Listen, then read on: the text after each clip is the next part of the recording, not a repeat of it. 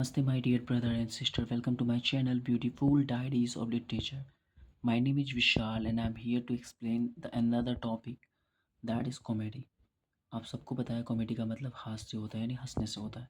इसके चार टाइप हैं: romantic comedy, comedy of humours, comedy of manners, restoration comedy.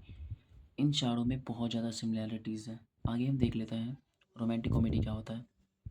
It is a high it is a light hearted story that mixes romance with humours, यानी कि यहाँ पे एक विशिष्ट प्रधानता के साथ में रोमांस को ऐड ऑन किया जाता है। It's generally follows to people who meet. इसमें बेसिकली दो लोग आपस में मिलते हैं, फेस फनी ऑब्स्टिकल्स, एक दूसरे के साथ कुछ फन क्रिएट होता है और उनके बीच मिसअंडरस्टैंडिंग भी होता है और अल्टीमेटली वो दोनों प्यार में पड़ जाते हैं। और लास्टली इनका हार्ट वॉर्मिंग नोट होता है कि वे लोग खुशी खुशी सब कुछ अपना क्लियर कर लेते हैं। इस तरह के जो होते हैं इसमें नोक-झोंक, प्यार, मोहब्बत सब होता है, उसे रोमांटिक कॉमेडी कहते हैं। इसके बेस्ट एग्ज़ाम्पल हैं व्हेन हैरी मेट सैली, जिनको लिखने का काम नोरा एफ़्रॉन ने किया है। आगे हम देख लेते हैं कॉमेडी ऑफ ह्यूमर्स, जिसका मतलब होता है हास्य प्रधान चरित्र नाटक, जिसमें बेसिकली जो पात्र होगा ना उस पे भी बेस्ड होगा। आगे हम देख लेते हैं a type of play where a character is completely obsessed with one single personality trait. Basically यहाँ ट्रेट का मतलब एक बेस्ट कैरेक्टर से है जिसकी विशेषता बताई जाती है, जिसके बारे में कहा जाता है। इसका मतलब है ये एक प्रकार का नाटक है या प्ले है जिसमें एक कैरेक्टर, एक चरित्र किसी खास चरित्र को लेकर, किसी सिंगल पर्सनैलिटी ट्रेट को लेकर बहुत ही ज़्यादा अ, एक तरह से आप ये कह सकते हो कि बहुत ही ज़्यादा उसके लिए कंप्लेस होता है, यानी कि उनकी खुशियों को देखता है, उसके लिए काम करता है।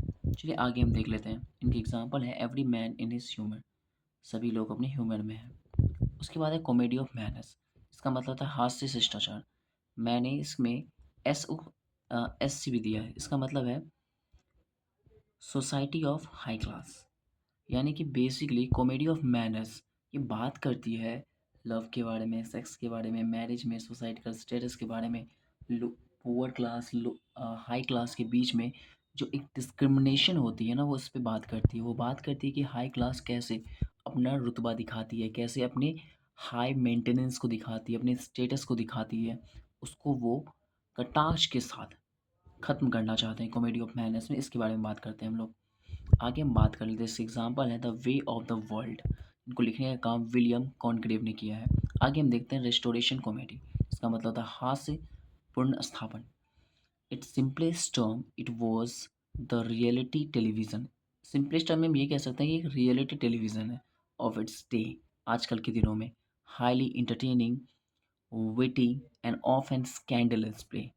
मतलब आप ये कह लो कि आप इसमें ना नोक-झोंक में मिलेगा, आपको प्यार मोहब्बत में मिलेगा, कुछ एक्शंस में मिलेंगे, कुछ रोमांटिसिज़्म, इसमें आपको मोरालिटी मिलेगा, स्टेटस मिलेगा, हिपोक्रेसी देखने के लिए मिलेगा और पैसे कितने इम्पोर्टेंट है इसके बारे में देखने के लिए मिलेगा। उसके बाद है that poked fun at artificial, और ये एक तरह का फन क्रिएट करती है। आगे हम देख लेते हैं, यहाँ पे कुछ वर्ड्स हैं हमारे। Gossips field lives and dating habit of the wealthy elite.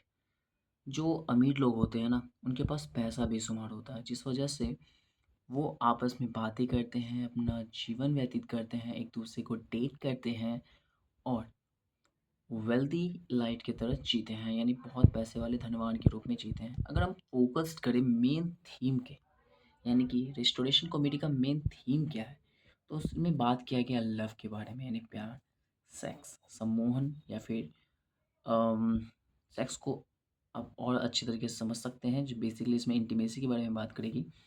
उसके बाद मैरिज यानी कि विवाह, सोशल स्टेटस, सामाजिक जो एक स्तर होता है उसके बारे में, मनी यानी पैसा, हिपोक्रेसी एंड मोरालिटी, इन सब के बारे में बात करेगी। Thank you so much to hear my words. Thank you guys.